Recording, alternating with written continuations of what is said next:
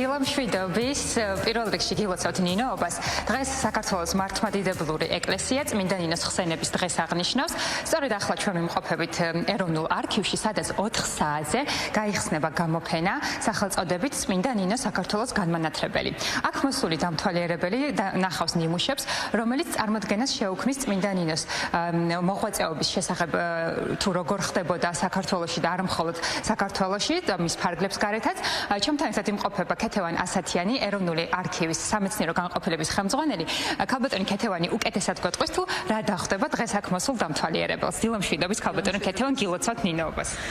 დილამ შვიდობის, მეც გილოცავს, დიდი მადლობა მობრძანებისთვის, გილოცავ ყველას სამართლებრივ დღესასწაულს. გამოფენა ნამდვილად არაჩვეულებრივია, იმიტომ რომ საერთოდ წმინდა ნინოსთან დაკავშირებით ასე ცალკე გამოფენა პირველად იმართება. ის არის ფოტომასალა ჩვენი ფრესკებისა, შევეცადეთ გადაგვეღო ყველაფერი რაც დაკავშირებული იყო წმინდა ნინოსთან, ეს არის ხელნაწერები, ორიგინალები სხვათა შორის და ისტორიული საბუთები. ასე რომ ქეთევან, ნელ-ნელა შეგვიძლია რომ დავათვალიეროთ და მაყურებელს დარწმუნებული ვარ ძალიან აინტერესებს თუ რა ნამუშევრები დახვდება. კი ბატონო, აი ერთ-ერთი გამორჩეული ფრესკა ის გახლავთ სეფიეთის წმინდა ნინოს სეფიეთის ტაძრიდან, აბაშიდან, იქაც ჩავედით და გადავიღეთ. ერთადერთი ფრესკა, რომელზეც წმინდა ნინო ესეთ სამეფო ტანსაცმელში არის წარმოდგენილი, ასევე დედოფლის გვირგვინით ასე ვთქვათ და განსაკუთრებული ეს ის ტაძარია, რომელშიც არის წმინდა ნინოს ფრესკა, თან არის საკურთხეველში. ეს წმინდა ნინო შუა საკურთხეველში არის წარმოდგენილი. აქ ხედავთ ერთ-ერთ ბოლო წელს ჩვენ ხაზს უსვამთ იმას, რომ ბოლო წლების მანძილზე რაც აღმოჩნდა, რამდენიმე ფრესკა აღმოჩნდა ახალი წმინდა ნინოსთან დაკავშირებული, ბოლო რაღაც 10 წელი, ამასაც თავი მოუყარეთ. ერთ-ერთი მათგანი არის სწორედ წარენჯიხის ფრესკა. ეს გახლავთ წმინდა ნინო წარენჯიხის აი ამ ტაძრიდან. აქაც ვიყავით და გადავიღეთ, წამოვაბრძანეთ ეს ფრესკა. იცით როგორ არის? აი ნახეთ როგორ არის. აქ არის მცხეთაში გადაღებული ფოტოები დაწვრილებით, თბილისში. აქეთ ხარეს არის გელათში, გელათში არის მინიმუმ 3 ფრესკა წმინდა ნინოსი, სულ მცირე არის 3 ფრესკა.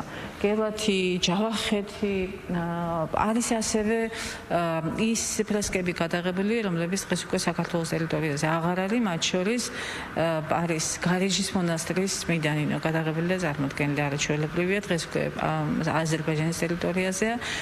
თურქეთში არის ასეთი ტაძარი ტიგრან ხონენცის, რომელშიც სვეტის სასწაული არის წარმოდგენილი და ამ სვეტის სასწაულის ერთ-ერთი ცენტრალური ფიგურა არის სწორედ წმინდა ნინო და ეს ფოტოც ამ ფრესკის ფოტოს არის წარმოდგენილი. მოკლედ, მთლიანად რაც ჩვენ ექსპედიციებზე გადავიღეთ და შევეცადეთ ყველგან ჩავსულიყავით, სადაც წმინდა ნინოს კვალი ჩანდა, ეს იქნებოდა ფრესკის სახით, ეს იქნებოდა მასთან დაკავშირებული სახელობის ტაძარი და ყველაფერი ერთად თავმოყრილი არის ამ დარბაზში. მნიშვნელოვანია ისიც, რომ როგორც მოგახსენეთ, ხელნაწერები და ისტორიული საბუთებია, ასევე ოღონდ ორიგინალების სახით. ჩვენთვის აუცილებელი იყო წარმოგვედგინა, როგორი იყო საქართველოში წმინდა ნინოს თაყვანისცემის ისტორიაც.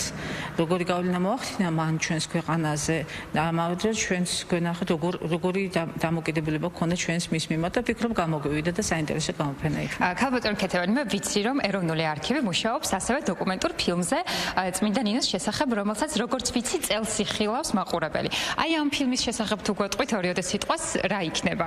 დოკუმენტური ფილმი, დიახ, მგონია რომ კარგი უნდა გამოგვივიდეს, იმიტომ რომ ასაკეთებს არქივი და იმიტომ რომ ეს იქნება თავიდან ბოლომდე დაფუძნებული დოკუმენტურ მასალაზე, გადამოწმებული იქნება თითოეული ფაქტი და ვფიქრობ, რაღაცა განსხვავებული ხედვა იქნება წარმოდგენილი წმინდა ნინოსთან დაკავშირებით. თქვენ ახსენეთ ხელნაწერები. მე მინდა რომ მაყურებელს კადრში ვაჩვენო, აქ არის წარმოდგენილი ხელნაწერები.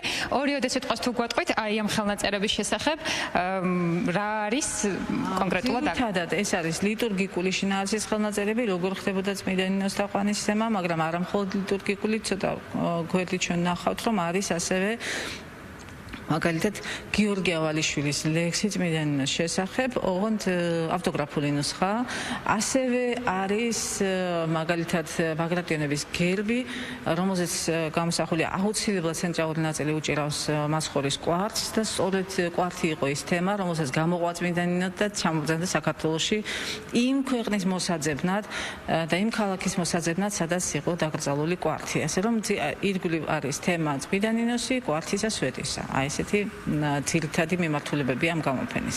ქალბატონო ქეთევან, დღეს 4 საათზე გაიხსნება გამოფენა, როდემდე გაგრძელდება და ვის შეუძლია მოსვლა? ნებისმიერ დამთვალიერებელს შეუძლია მოსვლა, რამდენიმე თვე აუცილებლად იქნება, ცოტა ხანი თავიდან ორიგინალებიც დარბაზში იდება, შემდეგ უკვე რეპროდუქციების გამოფენა გაგრძელდება. ძალიან დიდი მადლობა იმისთვის, რომ იყავით ჩვენი სტუმარი. მე მაყურებელს შევახსენებ, რომ დღეს 4 საათზე ეროვნული არქივის პავილიონში შეგიძლიათ მოხვიდეთ და დაათვალიეროთ ეს უნიკალური ნამუშევრები.